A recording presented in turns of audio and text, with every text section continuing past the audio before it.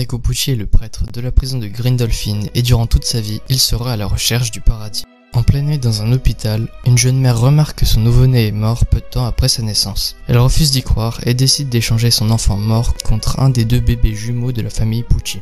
Enrico grandit dans une famille riche et ouverte d'esprit dans la religion catholique. 2 ans après sa naissance, Perla, sa petite sœur, voit le jour et ils décident d'aller se recueillir tous ensemble auprès de la tombe du mort-né qu'ils ont choisi de nommer Domenico Pucci. Enrico a maintenant 15 ans et alors qu'il travaille à l'église de sa ville, il croise Dio et il lui dit qu'il est allergique au soleil et qu'il ne peut pas sortir de l'église avant le coucher du soleil. Il lui offre une flèche en pierre et part se réfugier dans l'ombre. Quelque temps plus tard, Enrico nettoie le confessionnal et une femme commence à se confesser en pensant qu'il s'agit du prêtre. Il décide quand même de l'écouter et comprend que c'est la mère du fils mort-né et qu'elle a volé son frère jumeau en secret. Peu de temps après, Perla révèle à Enrico qu'elle sort avec Weather, son frère caché, mais seul Enrico était au courant de ça et il garda ce secret pour lui tout seul. Pour protéger sa sœur de l'inceste, Enrico engage un détective privé pour forcer Weather à rompre sans savoir qu'il était membre d'une secte. Le détective a fait des recherches et s'est décidé à tabasser Weather avec l'aide de ses collègues car il ne supportait pas le fait que sa mère sorte avec un homme noir. Le lendemain matin, Enrico retrouve le corps sans vie de Perla et il voit un disque sortir de son crâne, puis une flèche jaillit de son cou et lui transmet le stand Whitesnake. Quelques jours plus tard, Enrico révèle à Weather qu'il est son grand frère et prend son disque mémoire. Il rend visite à Dio, qui est devenu son ami mais aussi son mentor dans ses quêtes pour atteindre le paradis, et lui parle d'un carnet qu'il a rédigé avec toutes les instructions pour y arriver, mais seul Jotaro Kujo a le contenu de ce carnet en mémoire. Dio lui fait entièrement confiance et lui donne un de ses os si jamais il venait à mourir. Enrico devient prêtre dans la prison de Grindolphin et s'allie à Jongali A pour planifier l'arrestation de Jolene Kujo et prendre le disque mémoire de Jotaro. Après que Jolene et Jotaro se soient retrouvés dans la salle des visites, Enrico les piège dans une illusion à l'aide de son stand et ils arrivent à s'en échapper.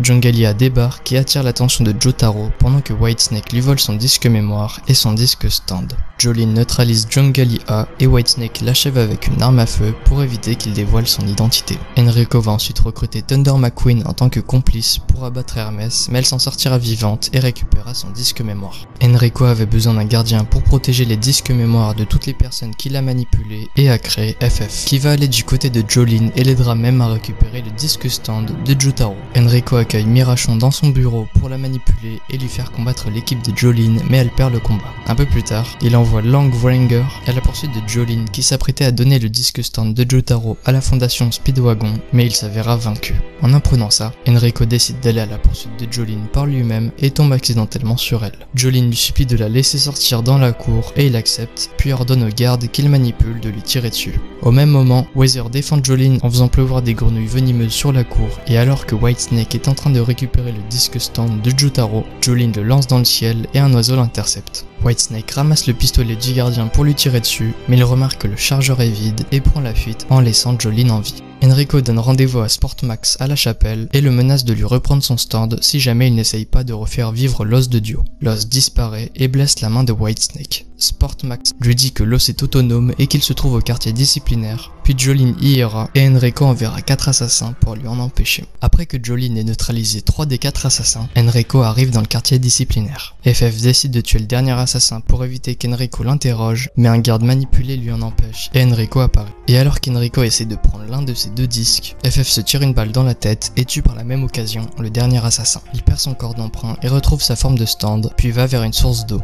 Whitesnake tente de lui en empêcher et lui met un disque stand qui fait bouillir l'eau qu'il touche et FF se fait brûler puis s'évapore. Whitesnake s'approche du disque de FF et remarque que Weather Report parle dans le talkie-walkie du gardien. Il crée de la pluie et du brouillard et FF se régénère puis s'échappe. Whitesnake lance un disque sur un oiseau pour savoir où il se situe et se fait piéger par le brouillard. Il se déguise en Weather Report puis retrouve FF et rejoint l'équipe de Jolene. Il blesse Jolene, Anasui et FF, puis Jolene se menotte à lui et va le combattre. Au fil du combat, Enrico va se retrouver en mauvaise posture et lance le disque mémoire de Jotaro sur le corps mourant d'Anasui pour l'endommager. Enrico s'approche du bébé vert, lui donne l'os de Dio et fusionne avec lui. N'ayant plus rien à faire à la prison de Grindolphin, Enrico part en direction de Cap Carnaval. Sur la route, il va se retrouver devant un hôpital et va faire la rencontre des 3 fils de Dio et les rallier à sa cause. Il réveille le stand de chacun d'eux et attend que l'équipe de Jolene arrive pendant que 2 des 3 frères les empêchent de venir. Jolene et Hermès se retrouvent devant l'hôpital et Versace active son stand et attire les 2 filles dans une caverne.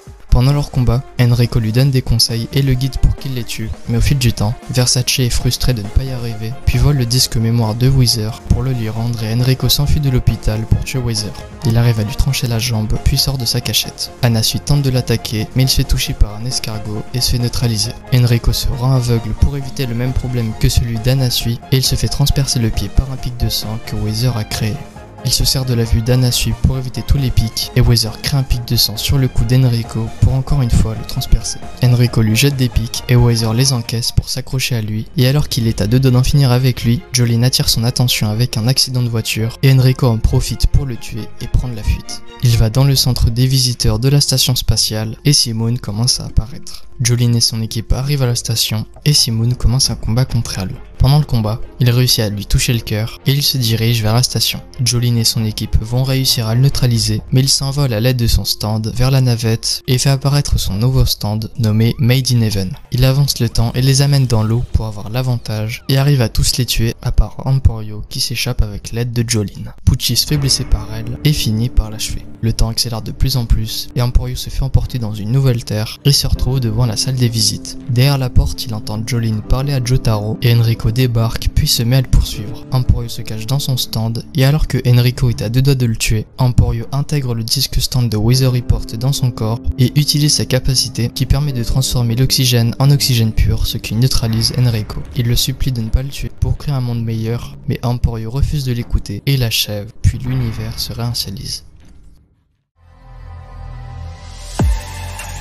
Je crois que je suis l'incarnation même du mot galérer. J'ai passé la moitié de ma vie à errer, à tourner en rond, à revivre un jour sans fin, en décalage permanent comme les aiguilles d'une montre mal réglée. Par chance, j'ai fait des rencontres qui...